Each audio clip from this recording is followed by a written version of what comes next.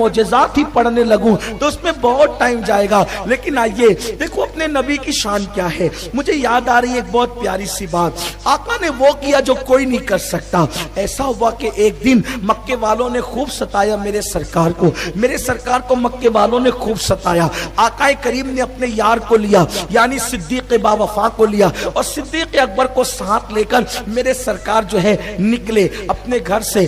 3 दिन तक के मेरे आका अलैहिस्सलाम ने एक गार में क़याम किया। गार में क़याम करने के बाद हुजूर अलैहिस्सलाम सुए मदीना चल पड़े। सरकार मदीने मुनव्वरा गए। इसको सफर हिजरत कहते हैं। मेरी माएँ और बहनें गौर से सुने, अपने बच्चों को सुनाना, बहुत मजा आएगा, बहुत लुत्फ आएगा, ईमान भी ताजा होगा। और आपसे कहता हूँ हुजूर के बन जाओ, न कभी मुसीबत आएगी, न कभी तकलीफ आएगी, न कभी परेशानी आएगी। इसलिए कि सारे काम उनको सौंप दो, अपने दिल का है उन्हीं से आराम, सौंपे हैं अपने उन्हीं को सब काम। लो लगी है कि अब उस दर के गुलाम चारे दर्द रजा करते हैं। कमजोर इंसान मजबूत ताकतवर का सहारा ढूंढता है। मेरे आका के दीवानों, अपने नबी से ज्यादा ताकतवर कौन है यार? जिसके इशारे से चांद टुकड़े होता है, उससे ज्यादा ताकत वाला कौन है? इंसान गरीब मालदार का सहारा ढूंढता है, उनसे ज्यादा मालदार कौन है कि अंबिया भी उनके पास अपनी झोलियां फैलाकर भीख मांगते हैं। हमने उनको क्यों छोड़ दिया? हम उनसे क्यों दूर हो गए? ज़िना के अड्डों पे जाकर उनसे दूर हो गए, गाने गुनगुना के उनसे दूर हो गए, औरतों पे बदनजरी करके उनसे दूर हो गए। नहीं, ऐसा मत करो, ये जुल्म मत करो। वो नबी बड़ा अजीम नबी है, वो जिंदा है, वो हमारी जानों से ज्यादा करीब है। बेशक हमारे नबी हमारी जानों से ज्यादा करीब है। हम पुकारते बाद में, वो पहले हमारी सुन लेते। बेशक कहीं जो कभी कहीं काम नहीं आता, कोई कहीं काम नहीं आता, जहां वहां मेरे आका काम आते। कब्र में हुजूर काम आते हैं। कब्र में जब बाप भाई बेटे बच्चे सब छोड़ करके अकेली कब्र में छोड़कर चले जाएंगे, वो दो गज जमीन, छोटी सी कब्र, सब छोड़कर चले जाएंगे, वहां भी हुजूर आते हैं मदद के लिए। वहां भी हुजूर आते हैं। उस नबी से रिश्ता जोड़ो मेरे भाइयों। आप ये सोचते हैं कि मेरे मरने के बाद मेरी औलाद का क्या होगा? आप सोचते हो ना मेरे मरने के बाद मेरी औलाद का क्या होगा? अरे कुत्ते और बकरी के बच्चे पल जाते हैं तो अपनी औलाद नहीं पल जाएगी? ये क्यों सोचते हो कि मेरे मरने के बाद मेरी औलाद का क्या होगा? ये सोचा करो कि मेरी औलाद के मरने के बाद उनका क्या होगा। मेरी औलाद के मरने के बाद उनका क्या होगा? अपनी औलाद को दुनियादार बनाने वालों, पहले अपनी औलाद को वफादार मुस्तफा बनाओ, मुस्तफा जाने रहमत के वफादार बनाओ। कब्र में वो काम आएंगे। कब्र में वो पता है, क़यामत के दिन सबको अपनी पड़ी होगी। क़यामत का दिन वो दिन है, बार बार आपने मुझसे सुना होगा, क्योंकि मालेगांव में मैं 14-15 साल की उम्र से तकरीर करता हूँ। लोग मुझसे सुनते रहते हैं, मुझे सुना होगा, बार बार सुना होगा। मैं लंबी चौड़ी नहीं करूंगा कि क़यामत में क्या होगा। आपको इतना पता है कि इंसान का सर और सूरज दोनों के दरमियान सिर्फ एक हाथ का फासला होगा। कितना? इतना ऊपर होगा सूरज। आज चौथे आसमान से चमकता है पीठ की तरफ से, तो कितनी धूप लगती है? उस दिन चेहरे की तरफ से चमकेगा। ये कहानी किस्सा नहीं, हुजूर की हदीस है। सर ऐसे खोलेंगे भेजे जैसे चूल्हे पे रखी हुई हांडी के अंदर पानी खोलता है। सारे अंबिया आदम अलैहिस्सलाम से लेके ईसा अलैहिस्सलाम तक हर नबी कहेगा नफ्सी नफ्सी, आज मेरी फिक्र मुझे है। और लोग उनके पास मदद के लिए जाएंगे तो कहेंगे इज़हबू इला गैरी, जाओ किसी और के पास। हजरत आदम भी कहेंगे इज़हबू इला गैरी, जाओ किसी और के पास। नफ्सी नफ्सी, आज तो मुझे अपनी फिक्र है। अंबिया किराम, आजकल आप ये समझते हैं कि सिर्फ नमाज पढ़ के आप जन्नती हो जाएंगे। अगर सिर्फ नमाज पढ़ के डायरेक्ट जन्नत मिलेगी तो क्या आदम अलैहिस्सलाम ने नमाज नहीं पढ़ी? आदम अब वो कहेंगे नफ्सी नफ्सी, हजरत इब्राहिम अलैहिस्सलाम कहेंगे नफ्सी नफ्सी, हजरत मूसा अलैहिस्सलाम कहेंगे नफ्सी नफ्सी। बल्कि यहां तक के काबे आबार कहते हैं कि ये अंबिया अपने घुटनों को जमीन पे टेक कर سر سجدے میں رکھ کے کہیں گے اللہ آج ہم اپنے لیے مانگتے ہیں، کسی کے لیے کچھ نہیں مانگتے۔ حضرت عیسیٰ علیہ السلام کہیں گے مولا آج میں اپنی ماں مریم کے لیے بھی کچھ نہیں مانگتا، آج میں اپنی ماں مریم کے لیے بھی کچھ نہیں مانگتا، میں تو آج صرف اپنے لیے مانگتا ہوں، مجھے امان دے دے بس، مجھے اور کچھ نہیں چاہیے۔ بلکہ میرے بھائیوں یہاں تک حدیث میں آیا ہے کہ ماں باپ تمنا کریں گے کہ میرے بیٹے کو اللہ جہنم میں ڈال دے اور مجھے بچا دے، میرے بدلے میرا بیٹا جہنم میں چلا جائے، میرے بدلے میری بیٹی جہنم میں چلا جائے، میرے بدلے میری بیوی جہنم میں چلا جائے، میرے بدلے میرا شوہر جہنم میں چلا جائے۔ یہ ہوگا وہاں نفسا نفسی کا عالم۔ نفسا نفسی اسی کو کہتے ہیں، قیامت کو قیامت اسی لیے کہتے ہیں، وہاں کوئی کسی کا پرسان حال نہیں۔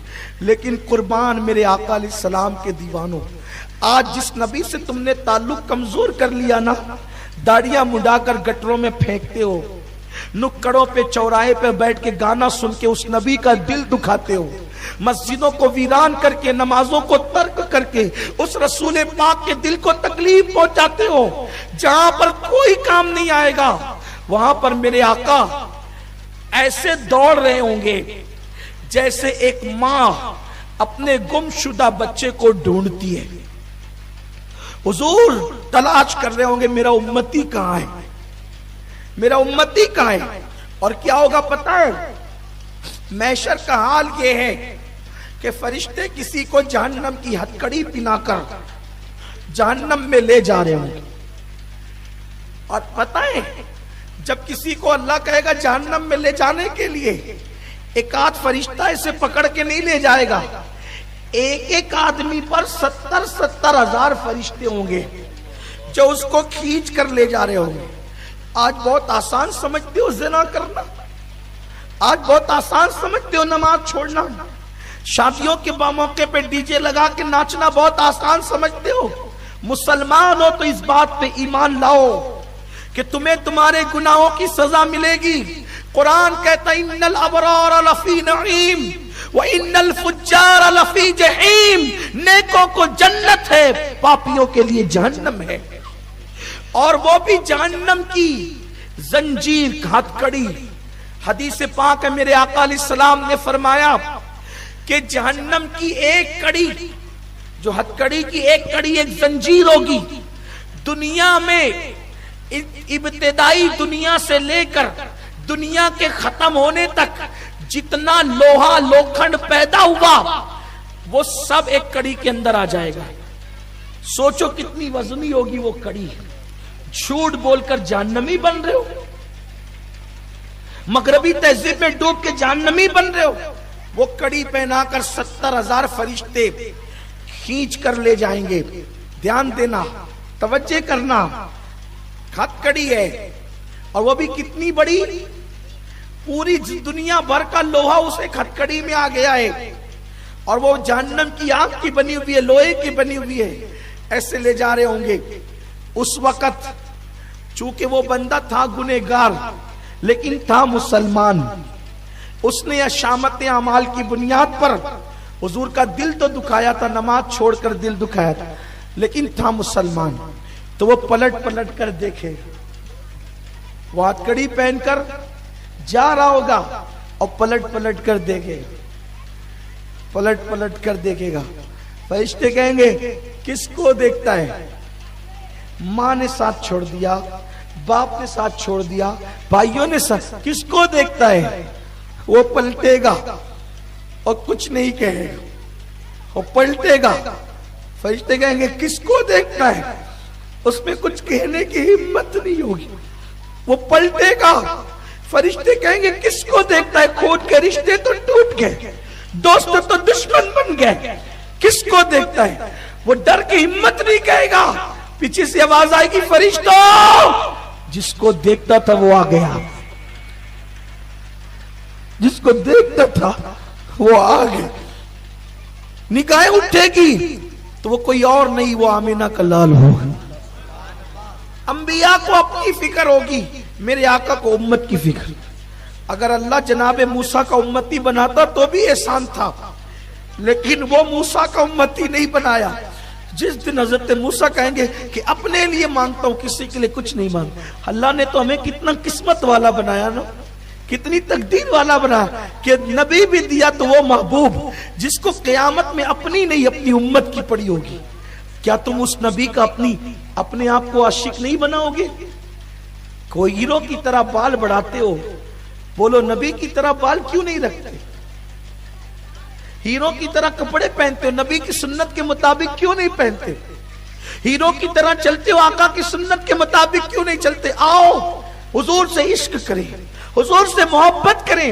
جس کی محبت جان ایمان ہے، اپنی اولاد، اپنے دوست احباب، ان کے دلوں میں محبت رسول بھر دے. اور پھر کیا ہوگا؟ آواز آئے گی رکو.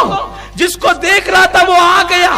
جب دیکھیں گے تو آمینہ کا لال ہوگا، وہ مجرم شرمسار ہوگا، شرمسار ہوگا، وہ شرم سے ڈوبا ہوگا، نگاہیں نیچی ہوگی.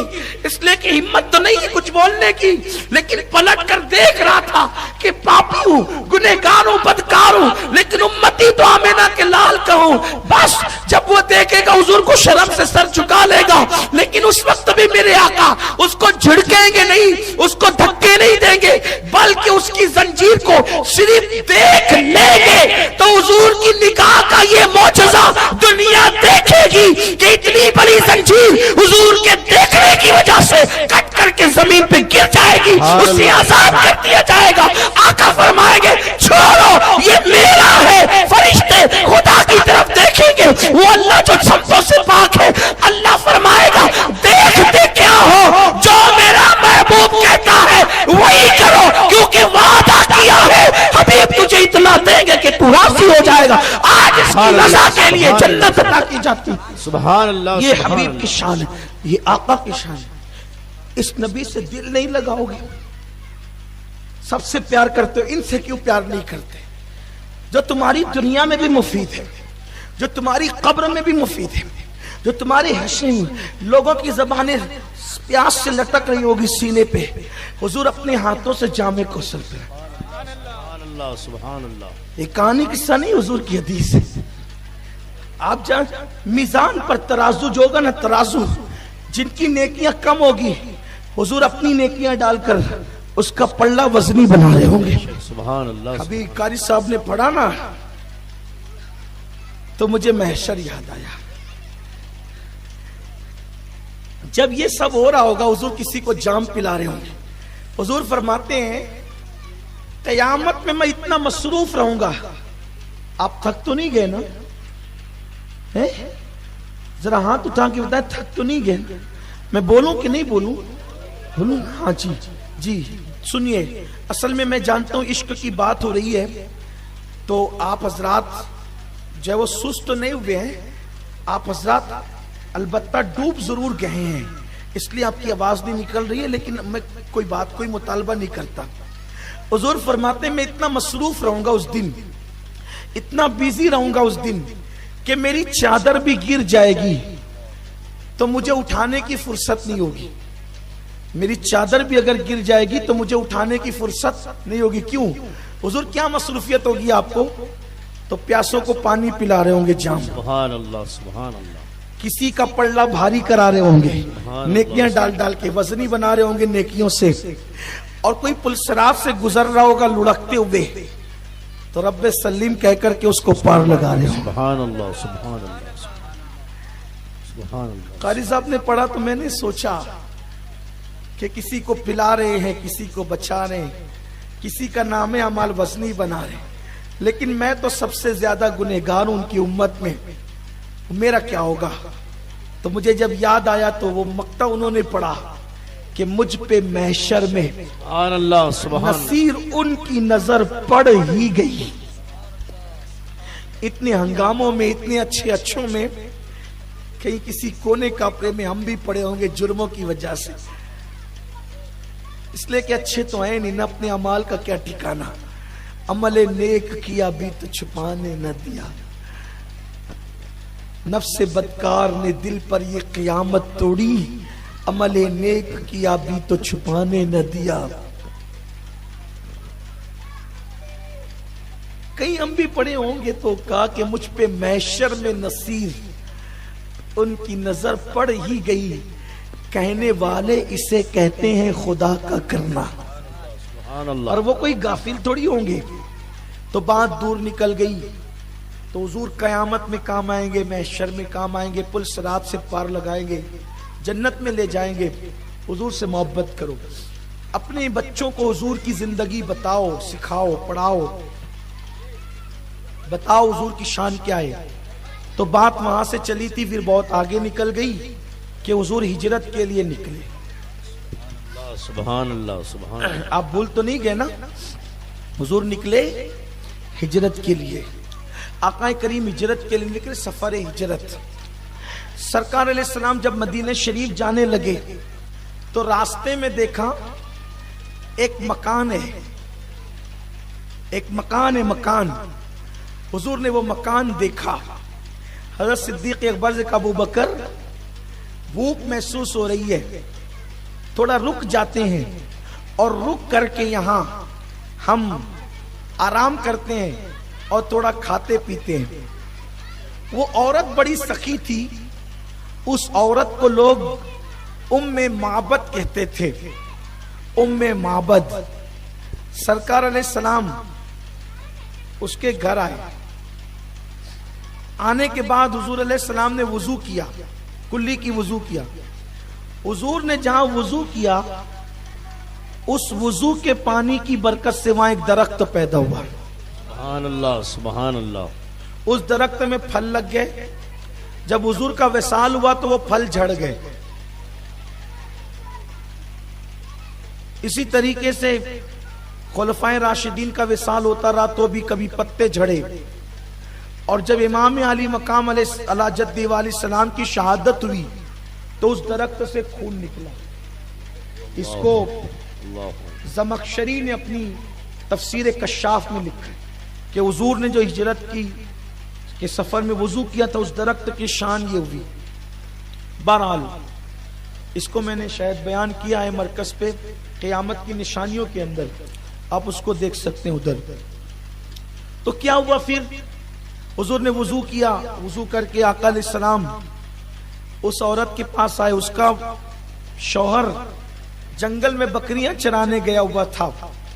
سرکار آئے تو اس عورت نے حضور کو دیکھا. وہ بڑھیا تھی, یعنی اس کی عمر تھوڑی بڑی تھی. اس نے حضور کو دیکھا اور دیکھ کر اپنے بیٹے سے کہتی ہے, بیٹا یہ کتنا خوبصورت ہے نا, اتنا خوبصورت میں نے کسی کو نہیں دیکھا. سبحان اللہ, سبحان اور سرکار نے حضرت ابو بکر سے کہا, ابو بکر اس کو کہو کہ ہم کھانا چاہتے ہیں, کوئی انتظام ہے؟ اس نے عرض کیا, اچھا حضور نے نہیں مانگا, حضور کبھی کسی سے کچھ مانگتے نہیں تھے. حضرت صدیق اکبر سے کہا, اس سے کہو. اس نے کہا کہ میرے گھر میں کچھ نہیں ہے, کیونکہ ہمارے آج کل ہمارے علاقے میں قحط چل رہا ہے, بہت پریشانی ہے, بکریاں بیمار ہو کر کے مر رہی ہے, بہت مشکل سے جنگل میں لے جاتے ہیں تو کچھ کھا پی کر کے آتی, دودھ وودھ نہیں دیتی. البتہ یہ ایک بکری بیمار پڑی ہوئی ہے, اور یہ بکری بانج بکری ہے, یہ بیمار پڑی ہوئی ہے, اور اس کے سوا کچھ نہیں ہے, میں کچھ مدد نہیں کر سکتی آپ کی. سرکار نے, میں ابو بکر اس سے کہو کہ اس بکری سے ہم دودھ نکال لیں گے. اس نے ہنس کے کہا ابو بکر صدیق سے کہ اے جوان, یہ جو تیرا صاحب ہے کیا وہ بکریوں کے بارے میں معلومات نہیں رکھتا؟ یہ یہاں کے لوگ تو بکریاں پالتے ہیں, تو بکریوں کے بارے میں اس کو معلومات نہیں ہے کہ جو بکری بانج ہوتی ہے, جس نے بچہ نہیں دیا ہوتا, اس میں سے دودھ نہیں نکلتا. یہ کیسے کہتے ہیں کہ ہم اس سے دودھ نکال لیں گے؟ صدیق اکبر نے فرمایا, یہ جو کہتے ہیں وہ کرتے ہیں. سبحان اللہ, سبحان اللہ. یہ جو کہتے ہیں وہ کرتے ہیں, تو بول اجازت تو دے, یہ کریں گے. اس نے کہا اس میں تو اٹھنے کی طاقت نہیں, اس کا گودا بھی نہیں ہے, اس کے پیروں میں کھڑے نہیں ہو سکتی یہ بکری. فرمایا مائی تو بول تو صحیح, اجازت تو دے. ٹھیک ہے, اگر تو بزید ہے جوان, لے جا بکری کو, جو چاہے کر. ادھر صدیق اکبر اس بکری کو جو بیمار تھی, کھڑی نہیں ہو سکتی تھی, اٹھا کے لائے. حضور نے اپنا دست کرم اس پہ جیسے پھیرا, وہ پہلے تو اٹھ کر کھڑی ہو گئی. سبحان اللہ, سبحان اللہ. اس کی آنکھیں دنگ رہ گئی. بولو اپنے بچوں کو بینٹین کی کہانی کیوں سناتے ہو؟ یہ محبوب خدا کا ذکر سبحان سنو اللہ بے شک ہیں اپنے بچوں کو یہ باکسنگ والے اور پتہ نہیں کیا کیا شیطان بت دکھاتے ہو. دیکھو یہ کتنی پیاری بات ہے. میں اس لیے بیان کر رہا ہوں کہ سنو اپنے بچوں میں منتقل کرو, عشق بڑھے گا, محبت بڑھے گی. سبحان اللہ. حضور نے ہاتھ پھیرا, وہ اٹھ کے کھڑی ہو گئی, ہاتھ میں اتنی طاقت. اب تھی وہ عورت, دیکھنے لگی. حضور علیہ السلام نے پانی منگایا, پانی لیا اور اس کے تھن دھوئے. اتنے سے تھن تھے کیونکہ وہ تھی بانج بکری. اللہ اکبر. جیسے حضور نے ہاتھ لگائے اس کے تھن بڑھتے چلے گئے, سبحان اللہ سبحان اللہ اس کے تھن بڑھتے چلے گئے. اور جب تھن اس کے بڑھتے چلے گئے تو وہ تھن بھر گئے. اب وہ بانج بکری تھی, تھن بھر گئے. اس نے دیکھا یہ کیا ہو رہا ہے, اس لیے کہ جادو سے یہ سب نہیں کیا جا سکتا. لیکن جب دیکھا کہ تھن بھر گئے, حضور علیہ السلام نے بسم اللہ پڑھی اور کہا اللہ برتن لا. اس نے برتن دیا اور اس کے بعد حضور دودھ دھونے لگے. ایک برتن بھر گیا, کہا دوسرا لا, دوسرا بھر گیا, تیسرا لا, تیسرا بھر گیا, چوتھا لا, چوتھا بھر گیا. اس کے گھر کے جتنے برتن تھے سب دودھ سے بھر گئے. سبحان اللہ سبحان اللہ سبحان. حضور نے خود پیا, صدیق اکبر کو پلایا اور اس کے بعد حضور چلے گئے. وہ حضور کا نام پوچھنا بھول گئی, صدیق اکبر کا نام پوچھنا ہی بھول گئی. حضور چلے گئے. اس کا شوہر آیا تو کہا یہ خوشبو کائے کی آتی ہے؟ سبحان اللہ سبحان اللہ. تو کہا کہ ایک برکت والا آیا تھا اسی کی خوشبو ہے. سبحان اللہ سبحان. کہا میں تو بکریاں لے گیا تھا, یہ بیمار بکری پڑی تھی, اچھی کیسے ہوگی, اس میں تھن میں دودھ کے. کہا اس نے ہاتھ لگایا تو دودھ گیا, پورے برتن دودھ سے بھر گئے. تو اس نے کہا یہ کون آیا تھا, یہ کون آیا تھا, یہ کون آیا تھا, سبحان اللہ کون آیا تھا؟ سبحان اللہ. تو اس نے کہا وہ برکت والا آیا تھا. بس یہی کہتی تھی کہ وہ برکت والا آیا تھا, وہ برکت والا آیا تھا. نام نہیں پوچھا, کہا برکت والا آیا تھا. وہ برکت والا آیا تھا, وہ کیسا تھا؟ ام معبد نے کہا, اب سنیے کیا کہتی ہے. ام معبد نے کہا وہ چلتا تھا تو ایسا لگتا تھا کہ جیسے ہرنے چلنے کا شعور خیرات کے طور پہ مانگ رہی ہے. سبحان اللہ. رکے تو چاند, سبحان اللہ. رکے تو چاند, چلے تو ہواؤں جیسا ہے. ہاں ہاں کیا بات ہے. رکے تو چاند, چلے تو ہواؤں جیسا ہے. اسے میں دھوپ میں دیکھوں تو چھاؤں جیسا ہے. کیا بات ہے. سبحان اللہ. اسے میں دھوپ میں دیکھوں تو چھاؤں جیسا ہے. وہ خرام ناز فرماتا تھا تو ہرنے اس سے چلنے کی خیرات مانگتی تھی. وہ اتنا ملی تھا, وہ اتنا ملی تھا کہ دور سے دیکھو یا نزدیک سے دیکھو دل اس سے پیار کرنے پہ مجبور ہو جاتا تھا. جب وہ بولتا تھا تو ایسا لگتا تھا کہ جیسے موتیاں جھڑ رہی ہے. اس کے لب گلاب کی پنکھڑیوں کی طرح پتلے پتلے اور انتہائی نازک تھے. اس کی آنکھیں نرگس کے پھولوں کی طرح تھی اور اس کی آنکھیں بھری بھری تھی. اس کی آنکھوں میں سرخ ڈورے تھے. اس کو دور سے دیکھو تو بھویں الگ الگ نظر آتی تھی, قریب جا کر کے دیکھو تو بھویں ملی ہوئی نظر آتی تھی. ان کی زلفیں نہیں رحمت کی گھٹا چھائی ہے, ان کی زلفیں نہیں رحمت کی گھٹا چھائی ہے, ان کے ابرو نہیں دو قبلوں کی یکجائی ہے. وہ جب بولتا تھا تو ایسا لگتا تھا کہ جیسے موتی چھڑ رہے ہیں. وہ بہت خوبصورت تھا, اس کے اندر برکت تھی, اس کے جسم سے خوشبو آتی تھی, اس کے جسم کا سایہ زمین پہ نہیں پڑتا تھا. اس کے ساتھ ایک شخص تھا, جب یہ ادائیں سنی نا تو اس کے شوہر نے کہا اس وقت تک کھانا نہیں کھاؤں گا جب تک اس برکت والے کا دامن نہ پکڑ لوں. تو کہا وہ گیا کدھر؟ تو کہا وہ یثرب کی طرف گیا. اس نے اپنے بچے کو لیا, بیوی کو لیا اور ساتھ چل پڑا. جب نکلے وہاں اور شہر مدینہ میں پہنچے تو آقا کی آمد کی دھوم مچی ہوئی تھی. حضور آئے, حضور آئے ہیں. لیکن وہ جاتے تو اس کی بیوی نے کہا ہم نے نام تو نہیں پوچھا ہے کہ وہ ہے کیا, اس کا نام کیا ہے, کیسے پوچھیں گے, پتہ کیسے پوچھیں گے. تو ہر گھر پہ جا کے کہتے تھے تم نے برکت والے کو دیکھا ہے, تم نے برکت والے کو دیکھا ہے, تم نے برکت والے کو دیکھا ہے. وہ کہتے تھے یہ برکت والا کون ہے ہمیں نہیں پتا, البتہ ہم کسی برکت والے کو نہیں جانتے, بس ایک برکت والے کو جانتے ہیں کہ چند دن ہوئے ہیں وہ مکے سے ہجرت کر کے ہمارے شہر میں آیا, یثرب کو مدینہ بنا دیا, خاک کو خاک شفا بنا دیا. پانی میں بھی برکت ہو گئی, گھر میں بھی برکت ہو گئی, سب جگہ برکت ہو گئی. تم اسی برکت والے کو تو نہیں پوچھ رہی ہو. کہا میں اس کا نام نہیں جانتی, حلیہ جانتی ہوں, اتنا خوبصورت ہے کہ میری آنکھوں نے کبھی نہیں دیکھا. چلتا ہے تو اس کے جسم کا سایہ نہیں پڑتا, اس کے جسم سے خوشبو آتی. کہا ہاں وہ برکت والا جس کو تو کہتی اسی کا نام محمد ہے, وہ آمنہ کا لال ہے. تو کہا مجھے لے چلو. تو جب دیکھا تو کہا یہ وہی تو ہے. اس کے بعد حضور نے دونوں کو دیکھ کر کے مسکرا دیا, ایسے مسکرائے کہ ان کا دل ہی چھین لیا. اور اس کے بعد اللہ اکبر, اس کی بیوی ام معبد نے شوہر سے کہا ابو معبد سے یہ وہی ہے. اللہ اکبر, شوہر نے قدموں میں سر رکھ دیا, کہا کہ میرے برتنوں کو بکری کے دودھ سے بھرا تھا, اب میرے سینے کو ایمان کے نور سے بھر دیجئے. اور وہ کلمہ پڑھ کے مسلمان ہو گئے. یہ اپنے نبی کی شان ہے. سبحان اللہ, سبحان اللہ. اپنے بچوں کو حضور کا عشق سکھاؤ. اب اگر